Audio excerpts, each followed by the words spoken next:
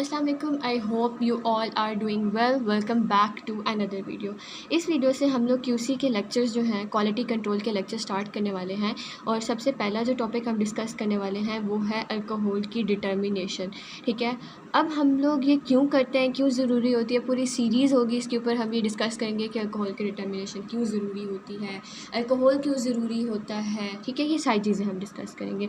सबसे पहले हम डिस्कस करते हैं कि हमारे पास जो है प्रॉपर्टीज़ क्या होती हैं अल्कोहल की। तो हम लोग कहते हैं कि अल्कोहल का मतलब क्या है। Alcohol is basically ethanol. ठीक है, ठीक हो गया। और हम लोग इसकी परसेंटेज को बेसिकली क्या कर रहे होते हैं, फाइंड कर रहे होते हैं। हमारे पास डिफरेंट डोजेज फॉर्म होती हैं, ठीक है, जिसमें हमारे पास अल्कोहल प्रेजेंट होती है। उन डिफरेंट डोजेज फॉर्म में हमने ये फाइंड करना होता है कि हमारे पास अल्कोहल की परसेंटेज कितनी है। ठीक है, अब अल्कोहल जो होता है ना, वो हमारे पास एज अ सॉल्वेंट यूज़ होता है। हमें पता है कि बहुत से सब्सटेंसेस ऐसे होते हैं जिनके साथ वाटर कंपेटेबल नहीं होता, वो हम नहीं यूज़ कर सकते। और इस वजह से भी नहीं यूज़ कर सकते कि हमारे पास जो माइक्रोबियल ग्रोथ होती है वो भी वाटर में ज़्यादा होती है। ठीक है, तो हम क्या करते हैं कि अल्कोहल को एज अ सॉल्वेंट उस डोजेज फॉर्म में यूज़ कर लेते हैं। दूसरा हमारे पास क्या होता है कि एज अ को सॉल्वेंट विद वाटर। ठीक है, अब हम लोग क्या करते हैं कि वाटर के साथ इसको एज अ को सॉल्वेंट भी यूज़ कर रहे होते हैं कुछ प्रिपरेशंस में। इसकी ना हमारे पास प्रिजर्वेटिव प्रॉपर्टीज़ होती हैं, इसको हम प्रिजर्व करने के लिए भी यूज़ कर सकते हैं। इसके अलावा इसका जो बिहेवियर होता है वो नॉन टॉक्सिक होता है।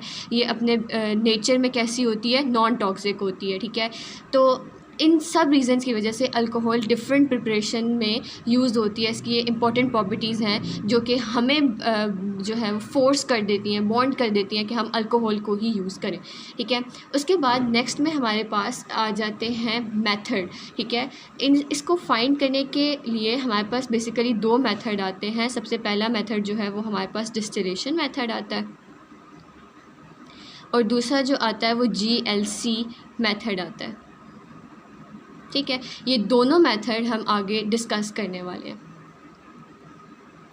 नेक्स्ट में हम लोग कहते हैं कि जो मेथड नंबर 1 है हमारे पास वो है डिस्टिलेशन मेथड। ठीक है, इसमें हमारे पास क्या होता है कि कुछ प्रिकॉशंस डिस्टिलेशन से पहले हमें लेनी पड़ती हैं ताकि हमारा जो प्रोसेस है डिस्टिलेशन वाला ये बहुत ज़्यादा क्या चले, स्मूथ चले। तो सबसे पहली प्रिकॉशन ये होती है कि जो डिस्टिलेट हमारे पास है, जो हमारे पास सैंपल हम लोग लेने वाले हैं, ठीक है, जिसमें डिस्टिलेशन का प्रोसेस या फिर ये पूरा हमने जो प्रोसेस करवाना है उसको क्लियर होना चाहिए। इन केस कि वो हमारे पास क्लाउडी है, कुछ कंडीशंस में हो सकता है ना, तो अगर वो क्लाउडी है तो हम लोग उसमें टाल्क ऐड करेंगे या फिर हम लोग क्या ऐड करेंगे, कैल्शियम कार्बोनेट ऐड करेंगे। ठीक है, उसके बाद हमने इसको फाइनली फ़िल्टर्ड करना होता है। हमारे पास ये सोल्यूशन ऐसा नहीं होना चाहिए जो ख़राब हो। फिर हमने टेम्परेचर जो होता है उसको एडजस्ट करना होता है।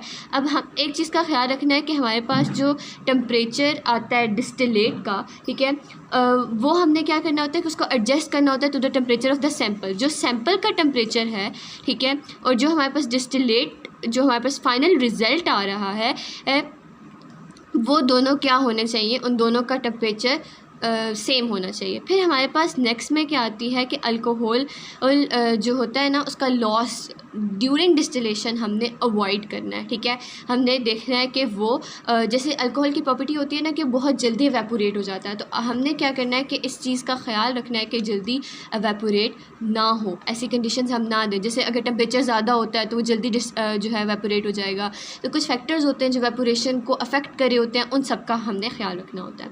अब हमारे पास जो डिस्टिलेशन फ्लास्क होता है उसका जो साइज़ होना चाहिए वो अप्रोप्रिएट होना चाहिए। ठीक है, अब 3 to 4 time bigger than the volume than the sample. ठीक है, जितना हमारा सैंपल है उससे 3 से 4 गुना बड़ा डिस्टिलेशन फ्लास्क होना चाहिए। अब ये भी कुछ रीज़न्स की वजह से है। हमें पता है कि जब आपका ओवरफ्लो करेगा तो हमारे पास सैंपल वेस्ट होने के चांसेस होते हैं। देयर मल्टीपल मोर रीज़न जिसकी वजह से हम लोग कह रहे हैं कि हमने नहीं यूज़ करना है ऐसे।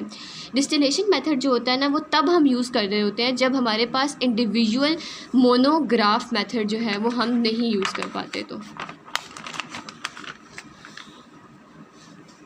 अगर हमारे पास इंडिविजुअल मोनोग्राम हम नहीं यूज़ कर पाते, तो हम स्पेसिफाइड मतलब इसमें नहीं कर पा रहे ना, तो we will go for this. उसके बाद हम लोग क्या करते हैं कि इसमें फ्लूइड एक्सट्रैक्ट होता है, टिंक्चर्स हैं, ठीक है, ये दो चीज़ें हैं, तो हम लोग डिस्टिलेशन मेथड की तरफ जा सकते हैं, ठीक है। और हमारा रेट ऑफ डिस्टिलेशन ऐसा होना चाहिए कि हमारे पास क्लियर डिस्टिलेट्स आएँ।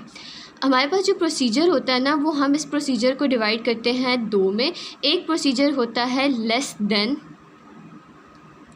30% वॉल्यूम बाय वॉल्यूम अल्कोहल के लिए, ठीक है। और जो दूसरा होता है वो हम लोग कहते हैं, वो किस लिए होता है, more than 30% volume by volume alcohol के लिए ये मेथड हमारे पास होता है, ठीक है। तो ये दोनों प्रोसीजर हम नेक्स्ट वीडियो में डिस्कस करेंगे कि लेस होगा तो क्या करना है, मोर होगा तो क्या करना है, इसके दोनों डिफरेंट मेथड होते हैं। तो इस वीडियो में हमने पढ़ा कि अल्कोहल डिटर्मिनेशन क्या है, is the percentage of alcohol जो प्रेजेंट होती है। अल्कोहल हम यूज़ क्यों करते हैं डिफरेंट डोजेज फॉर्म में, वो हमने डिस्कस की। फिर हमने डिफरेंट मेथड डिस्कस किए, जिसमें डिस्टिलेशन मेथड था, जिसमें GLC मेथड था। डिस्टिलेशन के लिए कुछ प्रिकॉशंस होती हैं, वो हमने डिस्कस की। फिर हमने डिस्कस किया कि हमारे पास दो तरह के प्रोसीजर्स होते हैं, जो हम नेक्स्ट वीडियो में डिस्कस करेंगे।